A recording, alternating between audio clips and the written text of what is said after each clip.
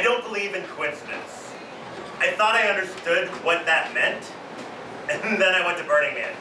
My first year, I remember I'm waiting by the statue near center camp. It's two hands that look like this, except they're about 14 feet high. People have been climbing on them the entire time I've been there so far, and still early in the week. Anyway, I remember I'm waiting there for my first playa romance. Someone I met and I woke up with the next day, and I was like, we're going to spend the rest of our burn together. And so I'm waiting there, foolishly, and I'm still in that mode of like, oh wow, how long should I wait for someone at a burn before I decide I should probably do something else? It was a while. But while I was waiting, these two wonderful women walked by, and they saw me standing there. I don't have resting bitch face. I don't know what resting face I have, but either way, they were concerned. And they came up to me and asked, are you okay? And I said, oh yeah, I'm just waiting for a friend. And they started talking to me. They talked about how they've been going to Burning Man for years, almost over a decade. There's only 1 year they hadn't ever gone together. And that was it. They said, hope your friend comes soon. And he didn't, which was fine. But it was really funny when later on that week at my camp, kind of waking up from my mid-morning nap / the sleep I should have gotten the night I stayed up all night. And one of my campmates says, oh, one of our neighbors is making fresh guacamole.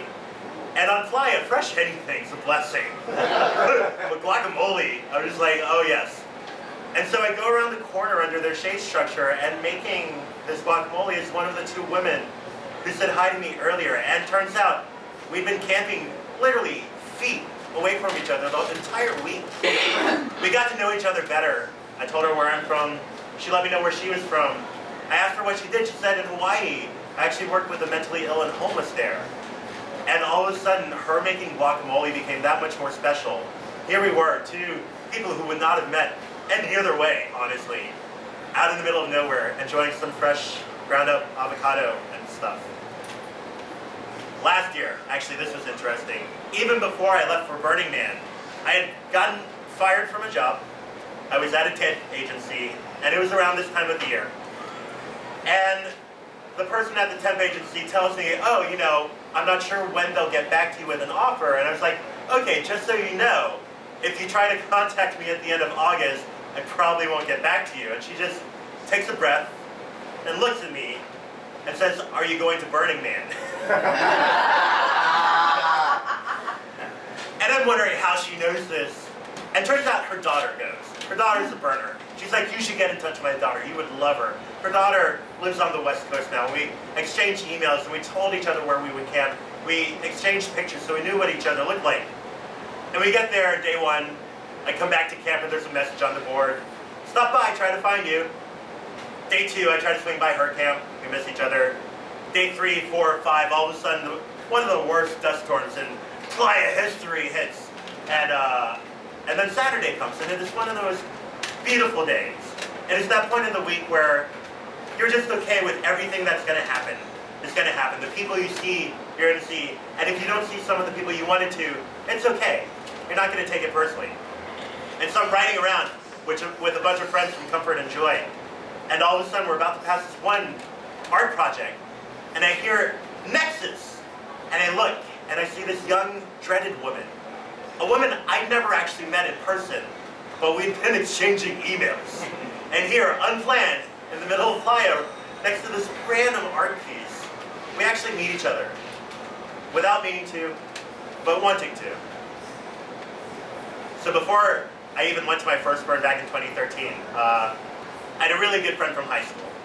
My best friend. Actually, we were practically twin brothers, except he's straight and white. But other than that, practically twin brothers. He was born a day before me. I was actually also supposed to be a St. Patty's Day baby, but my mom was in labor for almost 18 hours, and finally at 3 o'clock in the morning, she was like, get him out. But going back to my sophomore year in high school, I didn't have many friends. I didn't really have any friends. And then I went on this camping trip with a kind of outdoor ed program. And I'm sitting in the back, and before I know it, me and Eric start talking. And before I know it, we're finishing each other's sentences. And before I know it, we're not even bothering to finish our sentences. And so when we graduated from high school in 1999, we We go our separate ways. We kind of keep in touch. Facebook becomes a thing. He moves out to the West Coast. And it's 2013. I meet some other friends. Decide to go to Burning Man for the first time. But it's already June, so tickets are sold out. But I continue to meet people in the community, make friends, and before I know it, sometime in late July, a friend's like, hey, 2 people I know can't go anymore.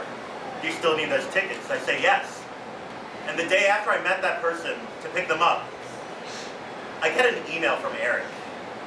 And he emails me to say, hey, JR, I just got tickets to Burning Man. Are you going this year? I've said it before and I'll say it again. I don't believe in coincidence.